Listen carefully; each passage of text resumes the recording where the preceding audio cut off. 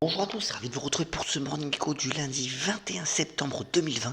La faute du jour, c'est la victoire du jeune Slovène de moins de 22 ans, Tadej Pogačar, donc au Tour de France 2020 qui est arrivé à son terme sur les Champs-Élysées.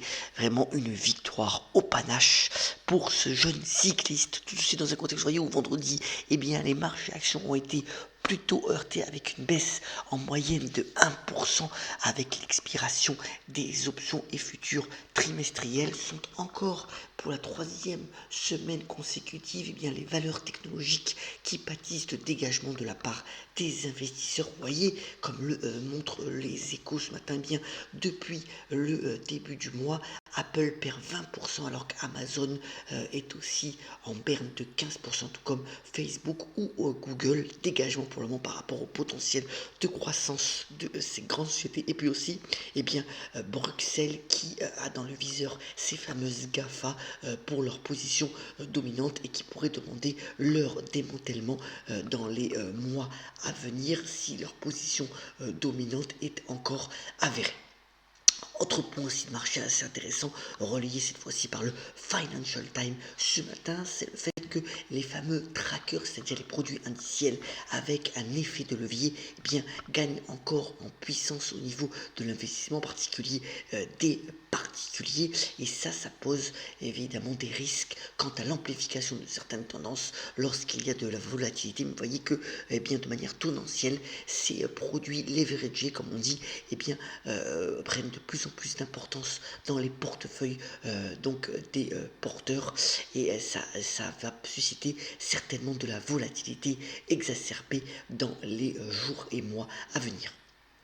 Autre point aussi intéressant, dans tout ce qui est ESG et développement durable, vous voyez que les obligations vertes prennent finalement une importance là aussi plus significative, notamment en raison de leur surperformance par rapport au marché obligataire traditionnel. Vous voyez que l'écart de performance, c'est montré par Bloomberg ce matin, est quand même assez significatif depuis le début de l'année et pourrait encore continuer car s'il y a de l'engouement sur ces obligations vertes de la part des grands fonds d'investissement. Et puis le graphique de droite démontre que le dollar pourrait connaître son pire trimestre depuis une décennie, puisque le billet vert, outre son affaiblissement contre l'euro, est aussi assez faible contre les autres grandes devises, et ce mouvement pourrait encore continuer là aussi dans les prochaines semaines sur fond bien entendu d'élections américaines qui devra se réaliser le 3 novembre prochain.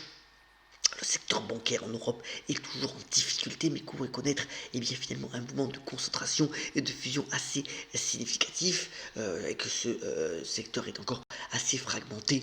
On le sait notamment comme des pays comme l'Allemagne, l'Italie ou la Suisse. La Suisse, on a parlé d'une éventuelle fusion entre Crédit Suisse et UBS pour le début de l'année prochaine.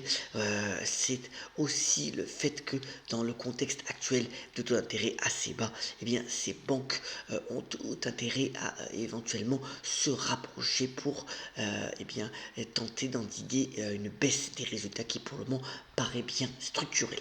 Alors c'est lundi, j'ai mis comme d'habitude le calendrier de la semaine, il sera marqué par des interventions à répétition, notamment du fameux président de la Fed, Jérôme Powell, sur la façon dont la politique monétaire américaine gère la pandémie, le Covid, et on aura des chiffres économiques assez importants entre mercredi et jeudi. D'abord les indicateurs avancés d'activité et puis l'IFO en Allemagne notamment.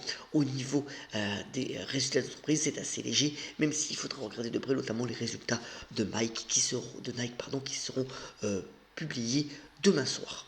Au niveau justement de l'actualité des entreprises, alors Zalando, le site de e-commerce allemand, font sur donc tout ce qui est marché de l'occasion pour tenter de rivaliser avec le grand gagnant de ce secteur d'activité, notamment Vinted.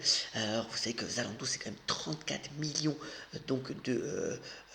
d'abonnés actifs qui consomment donc sur le site de e-commerce chaque mois. C'est quand même assez considérable, c'est un groupe rentable, voilà, et donc il se met sur ce secteur de l'occasion pour gagner encore, pour amplifier sa croissance actuelle. Vous voyez que le cours de bourse reflète de cette bonne tendance donc du groupe allemand.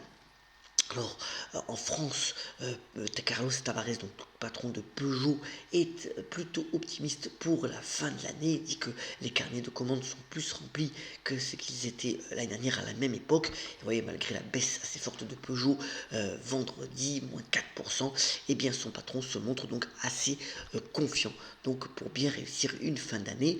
Et puis le laboratoire de santé animale Virbac, lui aussi a démontré des résultats plutôt intéressants. Alors il s'est désendetté en vendant donc sa marque Sentinelle pour pouvoir donc mieux gérer ses finances. Et donc le 7e laboratoire de santé animale Virbac, bien connu dans la région de la Côte d'Azur, se montre là aussi plutôt optimiste pour les années à venir et pour bien surfer sur la vague de tout ce qui est donc santé animale dans les prochaines années.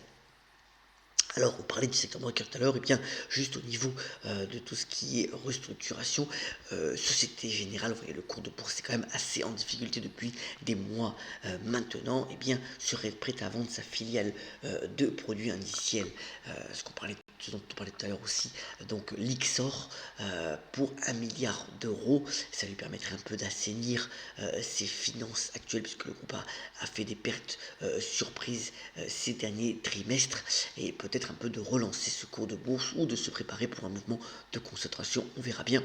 Mais voilà, donc c'est l'Ixor qui serait vendu d'ici à la fin de l'année.